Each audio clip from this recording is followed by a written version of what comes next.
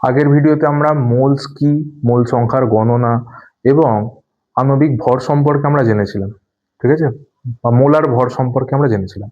আজকে আমরা একটু রাসায়নিক বিক্রিয়া সম্পর্কে জানবো। তো রাসায়নিক বিক্রিয়াটা অ্যাকচুয়ালি কি? সাপোজ আমরা যখন রান্না করি বা রান্নার কাজ যখন দেখেছি, তখন অ্যাকচুয়ালি কি হয়, বিভিন্ন শাক সবজি এইগুলোকে নিয়ে আমরা রান্না করি এবং সাপোজ শাক সবজির একটা তরকারি বানালাম, ঠিক আছে। তো কি হলো, শাক সবজি রান্না করার পরে সেটা কিন্তু পরিবর্তিত হয়ে গেল। এইটাকেই আমরা রসায়নের ভাষায় চেঞ্জ বা বিক্রিয়া বলি।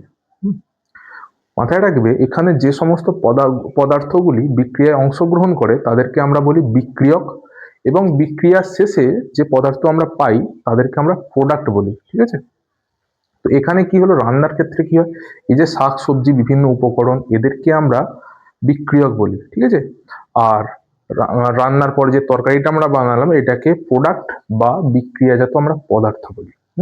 তো এই রাসায়নিক বিক্রিয়াকেও আমরা বিভিন্ন ভাগে ভাগ করি, তবে আজকে আমি প্রধান চারটি বিক্রিয়ার কথা আজকে বলবো।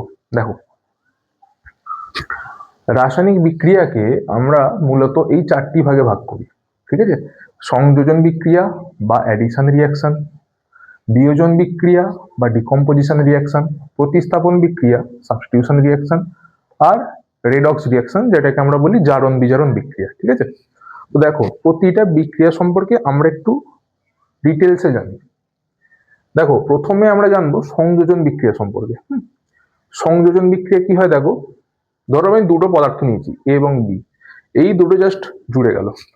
সাপোজ আমরা চলতি জীবনে হয়তো কোনো একটা মানুষের সাথে দেখা হলো, হ্যাঁ, তার সঙ্গে আমাদের বন্ডিং স্ট্রং হলো, ফ্রেন্ডশিপ হলো, এটা হচ্ছে সেই ধরনের বিক্রিয়া, ঠিক আছে, দুজনে জুড়ে গেল।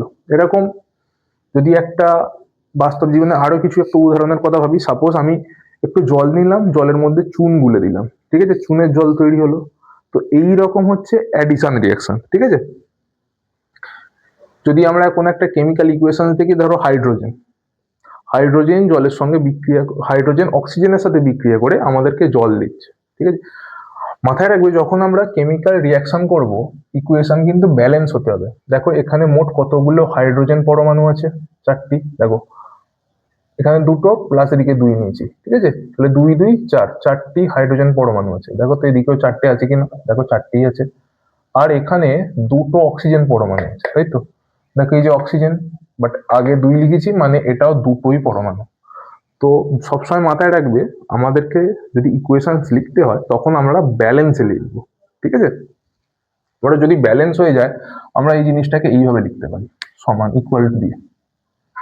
বাট যখন আমরা বেশিরভাগ সময় কি লিখি, যখন ইকুয়েশন আমরা ব্যালেন্সে লিখি না, তখন এই অ্যারো সাইনটা ইউজ করি। অ্যারো সাইন মানে হচ্ছে ইকুয়েশনটা হয়তো ব্যালেন্স না, বাট যখন ইকুয়াল সাইন দিয়ে দিই তার অর্থ হচ্ছে ইকুয়েশন আমার ব্যালেন্সড। তো এটা গেল অ্যাডিশন রিয়াকশন বা সংযোজন বিক্রিয়া। নেক্সট হচ্ছে বিয়োজন বিক্রিয়া বা ডিকম্পোজিশন রিয়াকশন। ডিকম্পোজিশন রিয়াকশনটা কি, ঠিক এর উল্টো। সাপোজ তোমার বন্ধুর সঙ্গে খুব ঝগড়া হয়েছে, ঠিক আছে, কেউ কারো সাথে কথা বলো না, দুজনে সেপারেট হয়ে গেছে, এটাও ঠিক সেরকম। তোর একটা পদার্থ, ঠিক আছে, সেটাও সেপারেট হয়ে গেল। জাস্ট এ বি একটা পদার্থ ছিল, এ আর বি দুটো আলাদা পদার্থে ভেঙে গেছে, এটা হচ্ছে ডিকম্পোজিশন বা বিয়োজন বিক্রিয়া। একই আমি উদাহরণ নিচ্ছি, ধরো জলটা ধরো হাইড্রোজেন আর অক্সিজেনে ভেঙে গেছে। দেখো, এমনি এমনি ভাঙে না, আমাকে এখানে ইলেকট্রিক ফিল্ড অ্যাপ্লাই করতে হয়, ঠিক আছে। ইলেকট্রিক ফিল্ড এমনি এমনি ভাঙে না, একটা শক্তি দিতে হয়। বাইরে থেকে কোনো শক্তি যদি না দেওয়া হয় এরা কিন্তু ভাঙবে না, ঠিক আছে। এখানে ইলেকট্রিক ফিল্ড বা ইলেকট্রিসিটি আমরা অ্যাড করি, ঠিক আছে। ইলেকট্রিসিটির মাধ্যমে, এটা ইলেকট্রিসিটি কি, কারেন্ট কি, অ্যাকচুয়ালি শক্তি, তাপও একটা শক্তি। তো এখানে আমরা স্পেসিফিক্যালি মানে তড়িৎ শক্তিকেই ব্যবহার করি। তো এটা হলো আমাদের বিয়োজন বিক্রিয়া। নেক্সট, প্রতিস্থাপন বিক্রিয়া। যদি প্রতিস্থাপন বিক্রিয়া আমার উদাহরণ দিতে হয়, সাপোজ এইটা দেখো, এ প্লাস বিসি, এখান থেকে পাচ্ছি A B plus C. Suppose বিটাকে আমরা ভাবছি একটা মানুষ, সাপোজ এটা একটা মানুষ, ঠিক আছে। আর এই সিটা সাপোজ একটা কিপ্যাড ফোন, সাপোজ এটা একটা কিপ্যাড ফোন, ঠিক আছে, সুইচ আছে। আর এই যে এটাকে তোমরা একটা স্মার্টফোন ধরে নাও, ঠিক আছে, এটা একটা স্মার্টফোন সাপোজ ধরে নাও। তো কি হবে, অ্যাকচুয়ালি কি হচ্ছে, আমরা অ্যাকচুয়ালি আগে কিপ্যাড ফোন ইউজ করতাম, তাই না? বাট যত যুগ চেঞ্জ হয়েছে, সেই কিপ্যাড ফোনের জায়গায় এখন স্মার্টফোন নিয়ে নিয়েছে। ঠিক এইরকমই বি আর সি আগে একসঙ্গে জয়েন ছিল, বাট এ আসার ফলে কি হয়েছে দেখো, এ আর বি একসঙ্গে জয়েন হয়ে গেছে। বিটা কি ছিল, বিটা ধরো আমরা সাধারণ মানুষ, ঠিক আছে, আর এটা কি, এটা স্মার্টফোন, তাই না? কি আর হবে। আর আমাদের সি, সি কে আমরা এখন ইউজ করি না, সি আমাদের কিপ্যাড ফোন, ঠিক আছে, খুব রেয়ারলি দেখা যায় কিপ্যাড ফোন এখনকার সময়, তাই তো? তো এর যদি একটা এক্সাম্পলের কথা আমরা চিন্তা করি, তো জিঙ্কের সঙ্গে যখন আমরা এইচএল, এইচএল অ্যাকচুয়ালি একটা অ্যাসিড, জিঙ্ক একটা ধাতু, যখন দিই তখন ZnCl2 ফর্ম হয়, আর হাইড্রোজেন গ্যাস বেরিয়ে যায়। এই যে দেখো হাইড্রোজেন সেপারেট হয়ে গেছে। যদি ব্যালেন্স করতে হয় তো জাস্ট এখানে একটা 2 দিতে হবে, ওটা ব্যালেন্স ছিল না। আচ্ছা, নেক্সট আর একটাই রিয়াকশন আমাদের একটু ডিসক্রাইব করতে বাকি আছে, সেটা হচ্ছে জারণ বিজারণ বিক্রিয়া। তো এটাকে একটু মন দিয়ে শুনতে হবে। জারণ বিজারণ বিক্রিয়া অ্যাকচুয়ালি কি হয়, এখানে ইলেকট্রনের আদান প্রদান হয়, এই বিক্রিয়াতে ইলেকট্রনের আদান প্রদান হয়। সাপোজ ধরো এইটা আমাদের ব্যাটারি, মোবাইল ফোনের ব্যাটারি, ঠিক আছে, ধরো আমাদের মোবাইল ফোনের ব্যাটারিতে একদম চার্জ নেই, তখন কি হয়, আমরা চার্জ দিই, চার্জ দেওয়া মানে কি, এর মধ্যে ইলেকট্রন ফ্লো হয়, ইলেকট্রনকে আমরা ই দিয়ে সিম্বলাইজ করছি, একে আমরা ইলেকট্রনস দিচ্ছি। তো মাথায় রাখবে, ইলেকট্রন যদি অ্যাড হয় এটা ভর্তি হবে।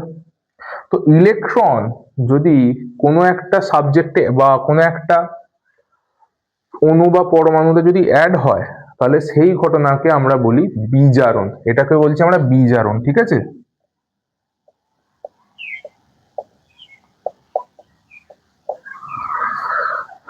এটাকে আমরা বলছি বিজারণ। তাহলে জারণ কোনটা হবে, দেখো আমি আবার একটা ব্যাটারি আঁকছি, ড্র করছি। সাপোজ এই ব্যাটারিটা ফুললি চার্জড, ফুললি চার্জড, এবার আমরা ব্যাটারিটা ইউজ করছি বা মোবাইলটা ইউজ করছি, তখন কি হবে, ইলেকট্রন থেকে থেকে কমতে থাকবে, তাই না? এখানে অ্যাড হচ্ছিল, এখানে কমছে। তো বিজারণের বিপরীত ঘটনাটাকেই আমরা জারণ বলছি। যদি ইলেকট্রন সেখান থেকে বেরিয়ে যেতে থাকে তখন তাহলে আমরা সেটাকে জারণ বলছি। ইলেকট্রন অ্যাড হওয়াকে আমরা বিজারণ বলছি, ইলেকট্রন বেরিয়ে যাওয়াকে আমরা জারণ বলছি।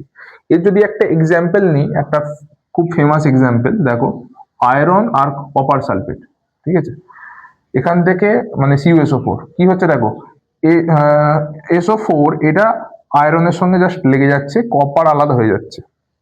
বাট অ্যাকচুয়ালি এখানে কি হচ্ছে দেখো, আয়রন কি করে, আয়রন দুটো ইলেকট্রন ছেড়ে দেয়। দেখো ইলেকট্রন ছেড়ে দিচ্ছে, তার মানে কি, ইলেকট্রন ছেড়ে দেওয়াটাকে আমরা কি বলছিলাম, জারণ, ঠিক আছে? ইলেকট্রন এ নিয়ে নিচ্ছিল বলে বিজারণ হচ্ছে, কিন্তু আয়রন কি করছে, ইলেকট্রন ছেড়ে দিচ্ছে, তো জারণ হচ্ছে। এবার কপার সালফেটের ব্যাপারটা দেখো, এখানে CuSO4 অ্যাকচুয়ালি এটা একটা আয়নিক বন্ড, Cu2+ চার্জ আছে, SO4 2- চার্জ আছে। বাট এখন কি হচ্ছে, আয়রন যে দুটো ইলেকট্রন এখানে লুজ করছে, এই দুটো ইলেকট্রন কপার নিয়ে নিচ্ছে। দেখো তো, আমরা কপার কি করছে, ইলেকট্রন নিচ্ছে, ইলেকট্রন নেওয়াকে আমরা কি বললাম, বিজারণ। তাহলে এটা আমার বিজারণ,